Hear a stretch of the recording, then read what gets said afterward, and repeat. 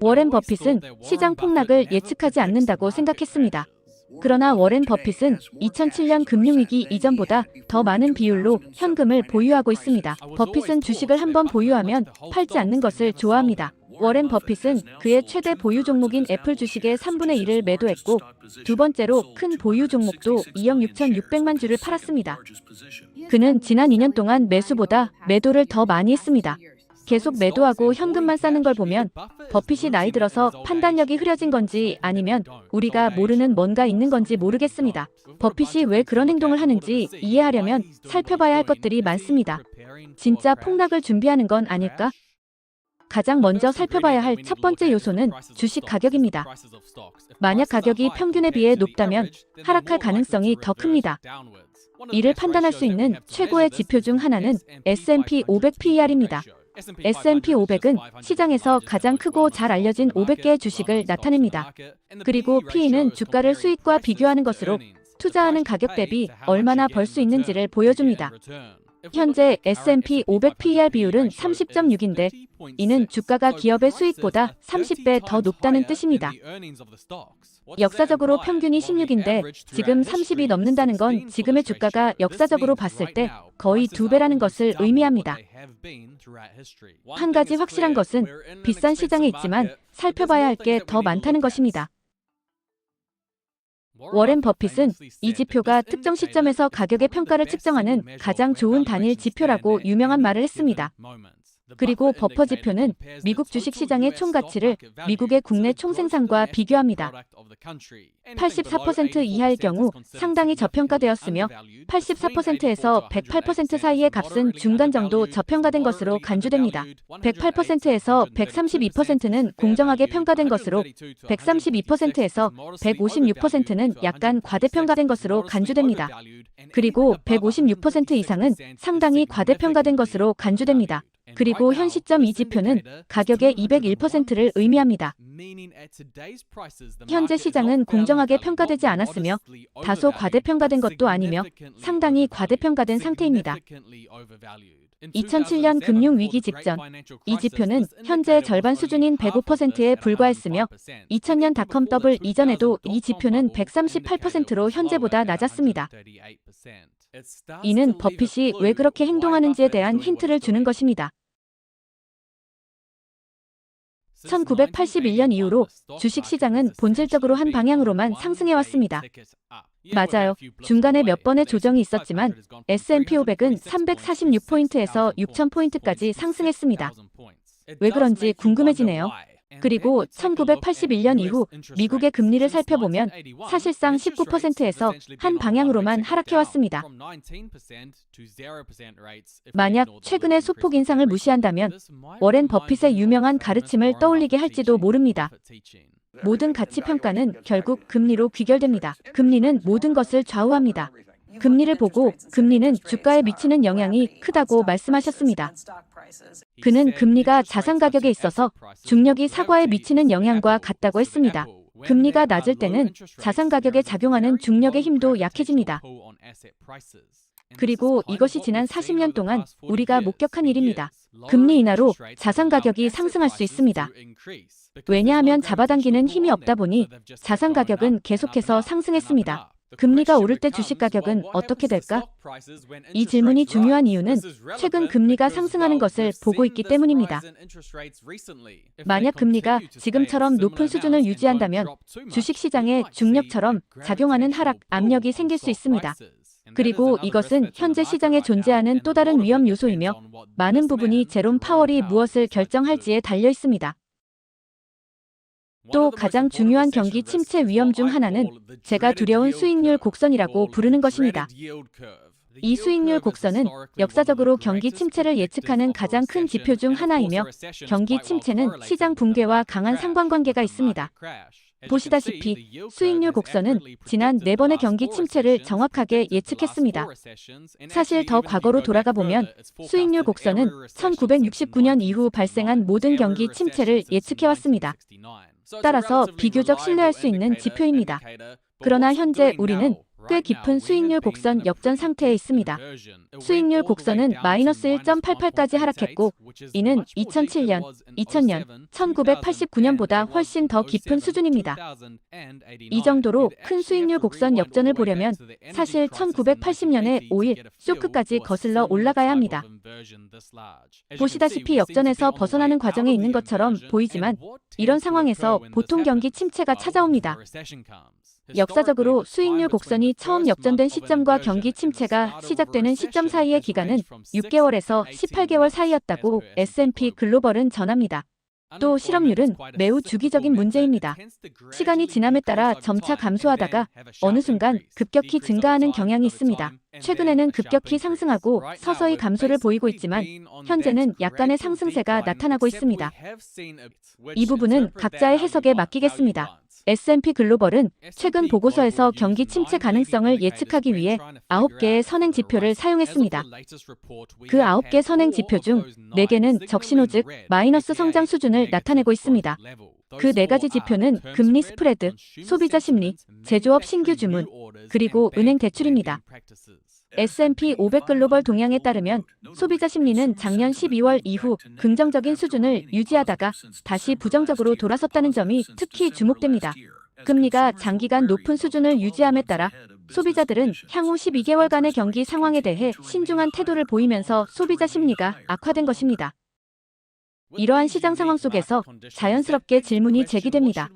그럼 우리는 무엇을 해야 할까? 주식을 공매도 해야 할까요? 공매도 포지션을 취하는 것, 손실이 무한할 수 있는 전략 말이죠. 그건 분명히 일반적인 매수 포지션과 다릅니다. 생각보다 훨씬요. 공매도로 돈 버는 게 쉬워 보일 수 있죠. 하지만 그게 저한테는 통하지 않았어요. 많은 사람들도 마찬가지일 거라고 생각해요. 공매도는 안 하는 게 좋겠죠? 대신 버핏이 여러 해에 걸쳐 추천해온 몇 가지 방법들이 있습니다. 첫 번째 조언은 폭락을 기다리지 말고 미리 투자하라는 것입니다. 2018년에 많은 사람들이 주식시장이 과대평가되었다고 말했던 것이 기억납니다. 가격이 사상 최고치에 도달했고 오랫동안 폭락을 보지 못했습니다. 앞으로 몇 년 동안 주식들이 어떻게 움직일지, 어디에 투자할지 신중하게 생각해보세요. 그래서 일반적으로 기다림 전략을 취하는 데는 매우 신중해야 합니다. 왜냐하면 많은 수익을 놓칠 수 있기 때문입니다. 이 회사는 1890년에 2000달러에 팔렸는데 지금은 시가총액이 약 500억 달러 정도 됩니다. 누군가는 1890년에 이걸 사려던 사람에게 이렇게 말했을 수도 있습니다. 앞으로 몇 차례의 세계 대전이 있을 거고 1907년 금융 대공황도 겪게 될 텐데 이런 일들이 다 벌어진다면 그냥 기다리는 게 나은 선택 아닐까? 우리는 그런 실수를 감당할 수 없습니다. 두 번째 조언은 시장에 어떤 일이 벌어지든 계속 보유하는 것이 좋다는 것입니다. 저는 본능적으로 주식을 쉽게 팔려고 하진 않습니다. 우리는 워싱턴 포스트 주식을 1973년부터 지금까지 보유하고 있습니다. 버크셔 주식을 1962년에 처음 샀을 때부터 한 번도 팔지 않았습니다. 코카콜라 주식은 1988년부터, 질레트 주식은 1989년부터 보유하고 있습니다. 만약 주식을 팔지 않으면서 주식을 보유하는 것은 세금을 내지 않아도 되기 때문에 매우 유리합니다. 버핏은 코카콜라 주식으로 수십억 달러를 벌었지만 주식을 주로 보유했기 때문에 세금을 거의 내지 않았습니다. 찰리 멍거가 말한 것처럼 큰 돈은 사고 파는 데 있는 것이 아니라 기다리는 데 있습니다. 세 번째 조언은 현금 대신 시간이 지나면서 사업의 일부를 소유해야 한다는 것입니다. 현금은 시간이 지남에 따라 가치가 떨어지지만 좋은 사업은 시간이 지남에 따라 더 가치가 올라갈 것입니다. 제가 여러분께 꼭 말씀드리고 싶은 한 가지는 최악의 투자 중 하나는 현금이라는 것입니다. 많은 사람들이 현금을 왕이라는 얘기를 하지만요. 현금은 아무것도 생산하지 않기 때문에 왕이 아닙니다. 주식, 즉 사업체는 음식을 생산하거나 제품을 판매하거나 기술을 개발하여 이익을 창출합니다. 정부나 은행에서 이자를 받을 수는 있지만 시간이 지나면서 기업들이 훨씬 더 나은 성과를 보여왔습니다. 우리는 항상 어느 정도의 유동성을 확보해둡니다. 그래서 매우 안심하고 밤에 잠을 잘 수 있습니다. 현금을 투자로 좋아해서가 아니고 시간이 지나면 현금은 나쁜 투자입니다. 하지만 항상 현금을 충분히 가지고 있어야 다른 사람이 당신의 미래를 결정할 수 없습니다. 네 번째 조언은 그가 자주 말하는 것인데 바로 인덱스를 사라는 것입니다. 1942년 3월 11일에 할 수 있었던 가장 좋은 일은 인덱스를 사고 헤드라인을 한 번도 보지 않고 더 이상 생각하지 않는 것입니다. 마치 농장을 샀다면 임대 농부가 대신 운영하게 되는 것처럼 생각하세요. 그리고 만약 1만 달러를 인덱스 펀드에 넣고 배당금을 재투자했다면 지금쯤 5,100만 달러가 되었을 것입니다. 그런데 지금 무엇이 흥미로운지 알고 싶나요? 버핏은 지금 이 중 어떤 것도 하지 않고 있습니다. 그가 뭐라고 말하는지 듣는 대신 실제로 무엇을 하고 있는지 살펴봐야 합니다. 때론 그게 더 중요하니까요. 현재 그가 하고 있는 첫 번째 일은 워렌 버핏이 버크셔 해서웨이를 대표해 일부 주식을 팔고 있습니다. 그는 2017년 이후로 가장 큰 보유 종목이었던 애플을 팔고 있습니다. 그가 애플 주식을 팔 거라고는 전혀 예상하지 못했습니다. 다른 주요 종목들과 마찬가지로 평생 보유할 거라고 생각했습니다. 하지만 2023년 4분기에 그는 우리 모두를 놀라게 했습니다. 애플 주식 1만 주를 팔았고 다음 분기에는 10만 주, 다음에는 40만 주를 팔았습니다. 우리는 주식을 팔았습니다. 그는 애플 보유 지분을 원래의 3분의 1 수준으로 줄였습니다. 그는 왜 이렇게 했을까요? 사실 그 대답은 분명합니다. 그는 최근 버크셔 회의에서 그 이유를 분명하게 밝혔습니다. 우리는 애플에서 실현한 수익에 대해 연방세율 21%를 내고 있습니다. 얼마 전까지만 해도 35%였고 과거에는 52%였습니다. 그 비율은 언제든지 바뀔 수 있습니다. 현재 그들이 정한 비율은 21%인데 대통령의 재정 정책을 고려할 때 뭔가 변화가 있을 수밖에 없다고 생각합니다. 그리고 세금 인상 가능성이 높다고 봅니다. 그는 낮은 세율로 세금을 낼 수 있을 때 수익을 실현하고 있어요. 똑똑한 선택이죠. 비난할 수는 없습니다. 그가 또 무엇을 하고 있나요? 워렌 버핏은 가장 큰 주식 종목뿐만 아니라 두 번째로 큰 주식 종목도 팔고 있습니다. 지난 몇 주 동안 워렌 버핏의 버크셔 해서웨이는 수십억 달러 상당의 뱅크 오브 아메리카 주식을 처분했습니다. 그는 버크셔 지분의 26%에 해당하는 약 105억 달러 상당의 주식을 매각했습니다. 수십 년 동안 은행 주주로 있었는데 말이죠. 그는 자신이 보유한 가장 큰 은행 주식의 상당 부분과 나머지 은행 주식도 매도했습니다. 그가 그것들로 무엇을 했는지 기억하시나요? 당신이 매도한 은행 중에는 USB, 웰스파고, 골드만삭스, JP모건, PNC 등이 있습니다. 우리가 25년에서 30년 동안 보유해온 은행 주식들도 팔았습니다. 은행 주식 대부분을 팔았고 하나만 남겨두었습니다.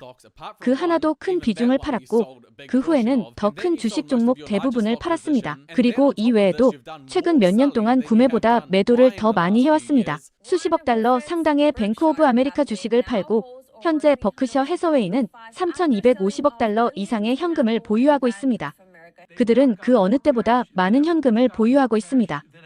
3,250억 달러의 현금은 뉴질랜드, 포르투갈, 칠레의 전체 GDP보다 더 많은 금액입니다. 하지만 흥미롭게도 버크셔에 얼마나 많은 현금이 있는지 실제로는 중요하지 않습니다. 1천억, 2천억, 3천억? 그게 무슨 의미일까요? 그건 모두 큰 숫자일 뿐입니다. 중요한 것은 그가 보유한 현금이 전체 포트폴리오에서 차지하는 비율입니다. 그는 미국 주식에 투자한 금액에 비해 상당한 비율의 현금을 보유하고 있습니다. 이와 유사한 상황을 본 것은 글로벌 금융위기 몇 년 전이었습니다. 사실 그는 2000년 닷컴 버블 당시에도 이만큼의 현금을 보유하지 않았습니다. 하지만 이것은 그의 미국 주식 보유량과 비교한 것임을 기억하세요. 그의 전체 포트폴리오와 비교하면 현금 비중은 25% 정도에 가깝습니다. 현재 시장 상황에서 현금을 보유하는 것이 전혀 나쁘지 않다고 생각합니다. 주식 시장에서 선택 가능한 대안들을 보면 현금이 오히려 꽤 매력적이라고 생각합니다. 버핏이 항상 하는 말들을 하고 있지만 적어도 지금으로서는 정반대의 행동을 하고 있으니 곧 폭락이 올 것 같습니다.